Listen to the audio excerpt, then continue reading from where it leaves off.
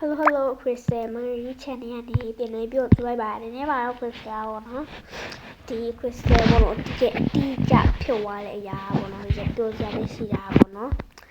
16ရက်နေ့ကျလက်ခါကြရင် Crystal ဝေဆောင်တော့မှဖြစ်ပါတယ်အခုပေါ့နော်ဒီနေ့ရလို့ဖက်တဲ့တိုင်း14ရက်နေ့ပေါ့နော် Crystal ကိုရှင်းပြအောင်ပါတော့ Crystal လို့အရှိဒီမှာကကွာကိုစလို့အရင်တော့ဒီလက်အိမ်မဟုတ်တော့ဘူးပေါ့နော်တစ်ထပ်ခွေမတော့ဘောထပ်ထားလဲပေါ့နော်အကြီးပေါ့နော်ဒီစလို့လမ်းကိုပြလက်ခါကြရင်ဒီလိုပေါ့နော်ပြ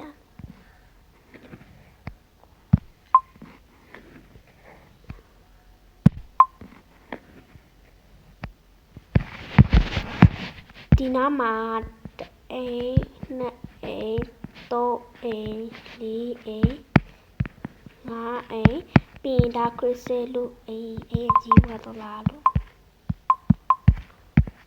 အိမ်သုံးအိမ်လေးအိမ်ငါးအိမ်ဒါကခရစ်စဲလို့ဝဲအိမ်ပေါ့နော်ဒါခရစ်စဲအိမ်ပြီးတော့အဲ့ကဲချားရပါပေါ့နော်ရဲ့ဒီဒီဆက်တဲ့အိမ်ပေါ့နော်ဆက်တဲ့အိမ်မြောက်မှာအိမ်ရဲ့စရဲကျေဝိုင်းဆက်တဲ့အိမ်ပေါ့နော်အစိုးရပါပေါ့နော်ပုံလေးကျေဝါဆက်တဲ့အိမ်မြောက်မှာကနားမှာချမ်းအကြီးရှိပါတယ်ဟိုမှာအိမ်နှစ်အိမ်ပေါ့နော်ပြခွဲတာပေါ့နော်ခရစ်စလို့အတော်မော်ရီမာရမိုင်းနေတဲ့အိမ်နဲ့တရားခွာလို့နေပေါ့နော်ဟိုမှာဒီမှာအများကြီးပဲထောက်ဆိုးရောက်သွားပေါ့ဒီနေ့ကလမ်းစုံပေါ့နော်ပြီးရင်ရှင်တို့မသိလို့ဒီနားလောက်မှာကလမ်းစုံဒီမျိုးပုံစံလေးလမ်းစုံအဲ့လိုလမ်းစုံ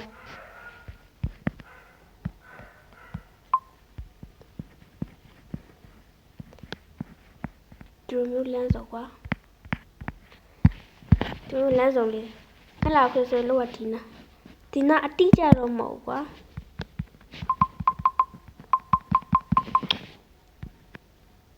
အရင်အဝေးဒီမှာစတဲ့ရင်တော့ဆိုဒီနာအဲ့ရ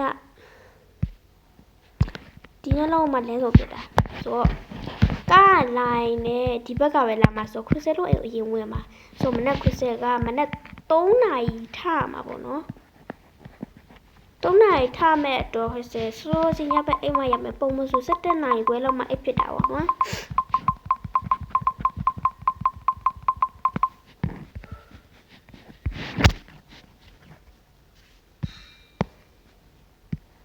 အေး steady ပဲနေမဟုတ်ဘူးအကြောင်းမို့ခရစ်စဲမနေ့3နာရီထပြီးရောအထုံးလေးပညာပေါ့နော်စင်နဲ့အခုပြီးွားမှကားပေါ်တက်မယ်ကားပေါ်တက်ရင်လေနေရာပေါ့နော်ချရအောင်မယ်ဒီတစ်ခုလောပေါ့နော်ဒီအကျဲဒီစာရွက်ကပဲပေါ့နော်ဒီစာရွက်ကပဲကားပဲထားပြီးတော့ဒီနားမှာတကားပေါက်ဝင်သေးတကားပေါက်ရှိလိုက်မယ်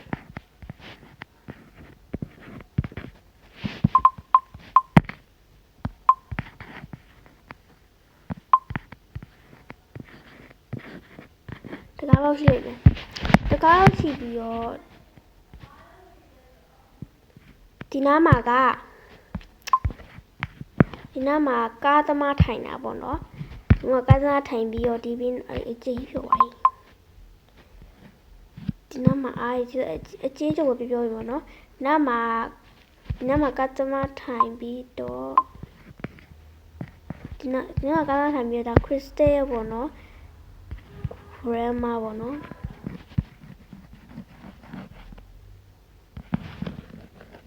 ဂရမထားလိုက်မယ်ပြီးရောအရင်နှစ်တုန်းကစီးလေခရစ်စက်တကူဆို10နှစ်ရှိသွားပါပြီအခု10နှစ်တုန်းကစီးရလေကောက်ပဲပေါ့နော်လုံးပါပေါ့ဒီရှိမှာဒီမှာဂရေးဘောက်ရှိဂရေးဘောက်ကတော့ဒါဆုံးမှာတော့အများကြီးရှိတယ်3ယောက်ထိုင်ရလားခရစ်စတဲကဒီမှာခရစ်စတဲထိုင်မှာပေါ့နော်ဒါကခရစ်စတဲမောင်ချက်လေဘူဒါဝေးထိုင်မှာပေါ့နော်ဘူဒါဝေးကိုတိကျလားမသိဘူးပေါ့နော်တိ subscribe လေးလုပ်ကြပြအောင်တောင်းဆိုချင်ပါပေါ့နော်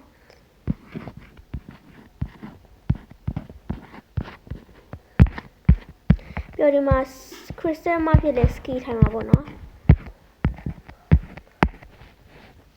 ပြီးတော့ဒီနောက်မှာ2တန်းရှိတယ်အဲ့2တန်းကိုဒီနောက်မှာအနောက်မှာလည်း2တန်းရှိတယ်ပြီးဒီနောက်မှာ1တန်းရှိတယ်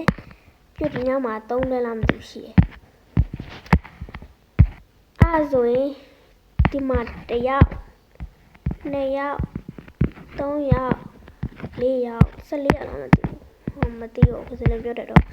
ပြီးရင်ဒီ2ယောက်မှာ crystal ရဲ့အမေထိုင်မဲ့ထင်တယ်ပေါ့နော်ထင်တာပဲပြီးတော့ဒီနားမှာ crystal ပေါ့နော်အတော်ငယ်ဆုံးပေါ့နော်ပြီးတော့သူ့အပြင်မှာသူ့သမီးလေးထိုင်မှာပေါ့နော်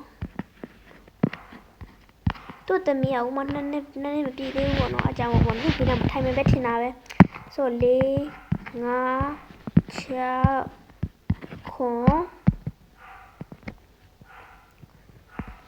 9ဒီနားမှာတယောက်ထိုင်မှာ8ဒီနားဆိုคือထင်တာ crystal ရဲ့ဖွားရထိုင်မှာထင်ပါပေါ့နော်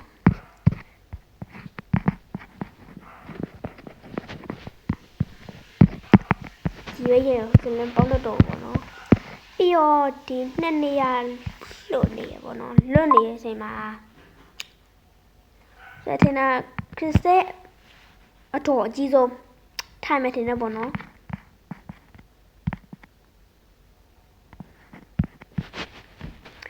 ပြီးတော့ဒီမှာသူ့ရဲ့ husband ပေါ့နော်သူ့ယောက်ျားပေါ့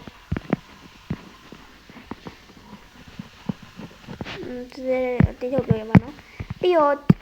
သူ့သားဒီမှာထိုင်မလားဒီမှာထိုင်တာသူ့ဖိနာမှာထိုင်မလားသူ့မိနာမှာထိုင်တာခုစတဲ့ပြောတယ်လို့ဆိုတော့သူ့ဖိနာမှာထိုင်ဖို့များတယ်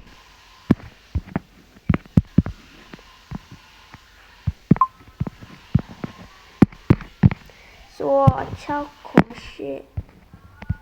9 10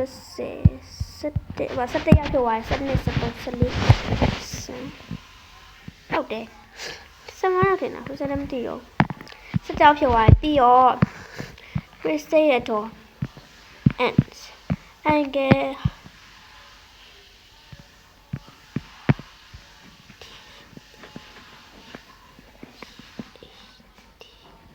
ဟာတိုးတာပေါ့နော်သူ့သမီးထိုင်မယ်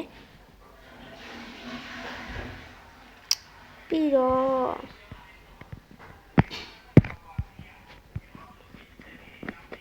သူ့ရဲ့ယောက်ျားထိုင်နိုင်မှာပေါ့နော်အဲ့ဆိုရင်အလုံးပေါင်း17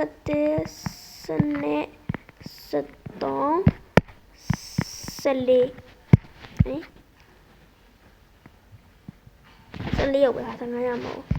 အောင်မ14ရောက်ဖြစ်မယ်ဆိုရင်ဒီနောက်ဆုံးမှထိုင်တဲ့ဒီတယောက်ကပေါ့နော်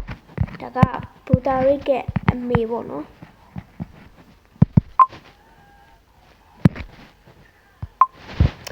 အခုရှင်းရမှာလေ crystal ကထောင်းမှထိုင်တာရဲကိုကြိုက်တယ်အရင်လူရတဲ့နှစ်တော့ဆိုဘူတာရိတ်က9နှစ်ပဲရှိသေးရပေါ့နော်အဲ့တော့ဘူတာရိတ်က crystal နဲ့ crystal တူတူထိုင်တာ crystal ရိတ်ကဒီမှာထိုင်တယ် crystal ဒီမှာထိုင်တာပေါ့နော်အရင်တော့ဆိုတော့ crystal ရဲ့အဓိကအရင်ကိုတွားဘယ်လိုပြောမလဲချိန်နာပေါ့နော်ဒီ somewhere ဟိုပါလေကျရှင်နဲ့တိုက်မှာဆိုလို့တဲ့ဒီလိုတွားကောင်းမလားဆိုပြီးတွေးတာတို့ crystal ရဲ့အရင်ငိုရထွက်ချင်တာ crystal ရဲ့ main point တွေပြပြပါမယ်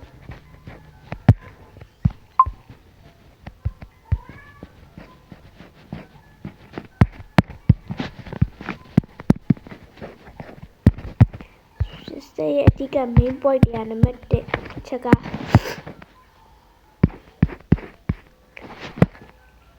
စီးပူစားခြင်းလို့ပေါ့နော်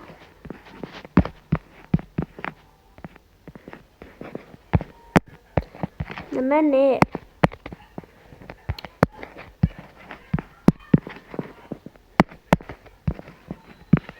ဆွေးမေရေကူးပေါ့နံပါတ်3ကကြတော့စီးရှစ်လိုက်ကောက်ပေါ့နော်စီးရှစ်လိုက်ကောက်ကိုပြီးတော့နံပါတ်4ချက်ကပျော်ရွှင်မှုမိသားစုနဲ့ပေါ့နော်ခီးမထွက်တာကြားလို့ပေါ့နော်မခရစ်စတဲ့ဖေမပါဘူးဒီအချက်4ချက်ကပဲခရစ်စတဲ့ရဲ့စိတ်ကိုအ အရင်သွားစီစိတ်ဖြစ်တာပေါ့နော်သွားရင်စိတ်ဖြစ်ပါတယ်အဲ့ဒါဆိုရင်bye bye